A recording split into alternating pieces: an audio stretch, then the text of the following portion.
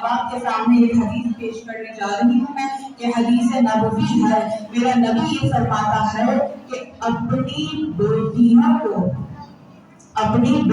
کو ناراض نہ کرنا، کیونکہ تمہاری بیٹیاں تمہارے مشکل وقت میں سب سے بڑی مددگار ہے.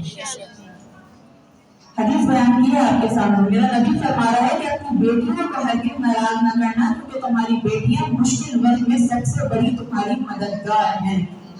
عزیزان گرامی، اور موضوع یہ اس لیے لیا ہے، بیٹی کا لفظ بیٹی ہے، اور اس لیے لیا ہے کہ آج کی جو یہ مجلس ہے، یہ جو مجلس ہے جس سے منسوب ہے، یہ اس بیٹی سے منسوب ہے کہ جو اپنے باپ کے دل کا سکون ہے. یہ اس پاک اور طاہرہ ننھی شہزادی سے منسوب ہے کہ جس کو ایک باپ نے تہجد میں مانگا ہے.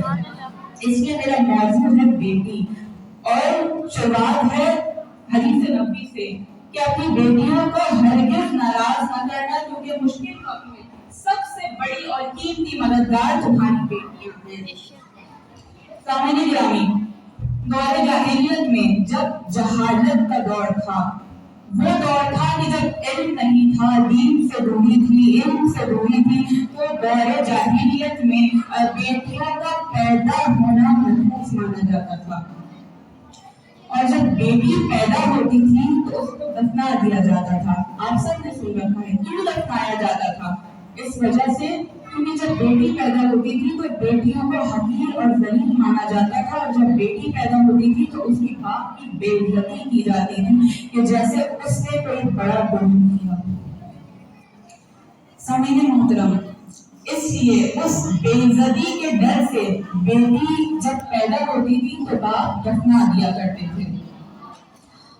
تو میری بچیوں سے گزارش ہے کہ جتنی بھی بچیاں یہاں بیٹھی ہوئی ہیں کہ بیٹا کبھی بھی اسلام نے جو ہم پہ ریسٹرکشنز لگائی ہیں ان کو کبھی بھی خود پر بوجھ نہ سمجھنا، کیونکہ تم نہیں جانتی اس دین سے پہلے ہمارا اسٹیٹس کیا تھا. ہمیں بیٹیوں کو دفنا دیا جاتا تھا، لیکن یہ میرے پاک پروردگار کی مہربانی ہے، یہ صرف اللہ کی مہربانی ہے ہم اور آپ پر کہ اس نے بیٹی کو اتنی عزت دی کہ رحمت قرار ڈالا.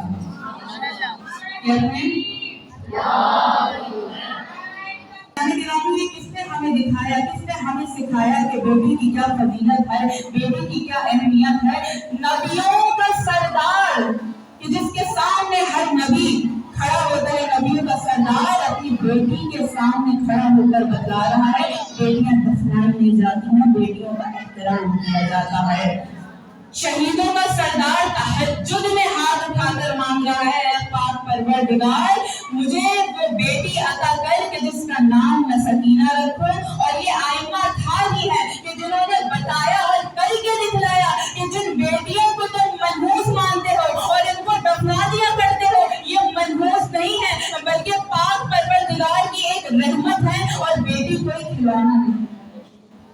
عزیزان گرامی، جب میرے مولا علی کا دور تھا تو میرے مولا علی کو آگے کسی نے خبر دی. آپ سب کی توجہ کی طلبگار ہوں، جو پیچھے بیٹھی ہوئی ہیں ان سے میں کہنا چاہوں گی کہ آپ سب کی تمام خواتین کی میں توجہ کی طلبگار ہوں.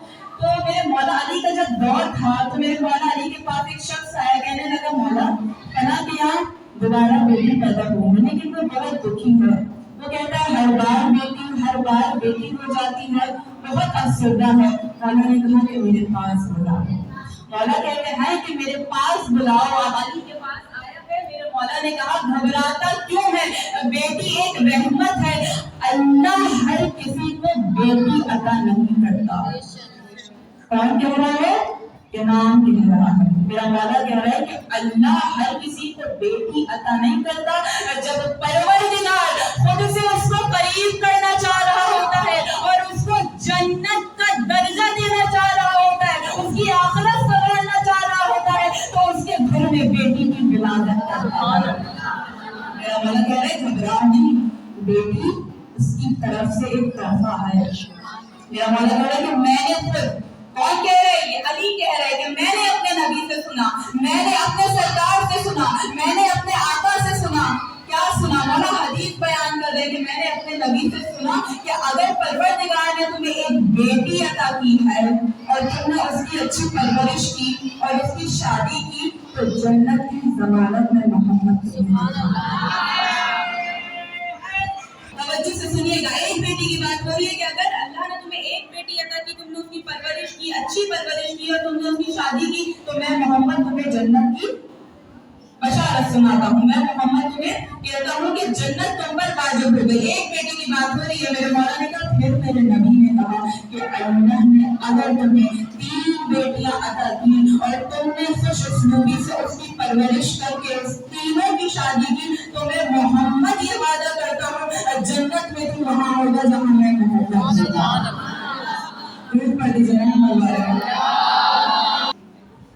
लफ्ज बेटी में कितनी मोहब्बत है। तो जाकर उनसे पूछे कि जो बेटी जैसी नेमत से, बेटी जैसी रहमत से महरूम है। अज़ीज़ाने मोहतरम, बेटी जो है वो तमहीद जिंदगी है, जीने का शौक बढ़ाती है। जब बेटी पैदा होती है, वालिदैन को जीने का शौक बढ़ जाता है कि अब मैं और जीना चाहता हूँ, मुझे बेटी अता हुई है, अब मैं और जीऊंगा ताकि मैं इसका ख्याल रख सकूं। तमहीद जिंदगी कहा गया। उम्मा कहते हैं कि बेटी जो है वो तमहीद जिंदगी है।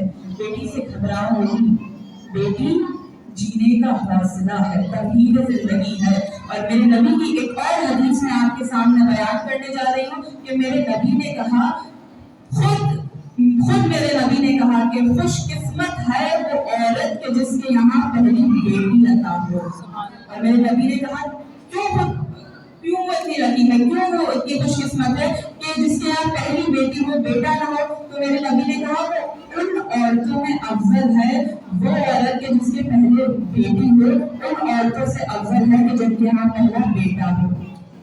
अब सवाल उठा कि ये तो किसी के हाथ में नहीं है कि पहला बेटा हो या बेटी हो। तो मैं कहूँगी कि कुछ जो बख्शिशें परवरदिगार की तरफ से होती हैं वो अताई होती हैं। कुछ बख्शिशें परवरदिगार की तरफ से होती हैं वो अताई भी तो होती हैं। ये अताए परवरदिगार है कि अगर तुम्हारे यहाँ पहले बेटी पैदा हो तो वो औरत अफजल हो जाती है उन औरतों से कि जिनके यहाँ पहला बेटा पैदा होता है। मोहम्मद वाले मोहम्मद है। मेरा खुद नबी ये फरमा रहा है कि फातिमा, मैं जब तुम्हें देखता हूँ और जब मैं अपनी बेटी को देख लेता हूँ तो मुझे तकलीफ में लुत्फ आता है, मुझे हौसला मिलता है अपनी बेटी को देखकर। सारी दुनिया मुझे तकलीफें पहुंचाती है, लेकिन जब मैं घर जाता हूँ और अपनी बेटी को देखता हूँ तो मेरी तमाम परेशानियां दूर हो जाती हैं। आज में जो मजलिस है ये उस बेटी से वाबस्ता है कि जिसको तहज्जुद में हुसैन ने मांगा। इस छोटी सैयदा की सादत और मारिफत में मैं कुछ आपके सामने पेश करना चाहती हूँ कि ये वो बीबी है कि जो 20 रजब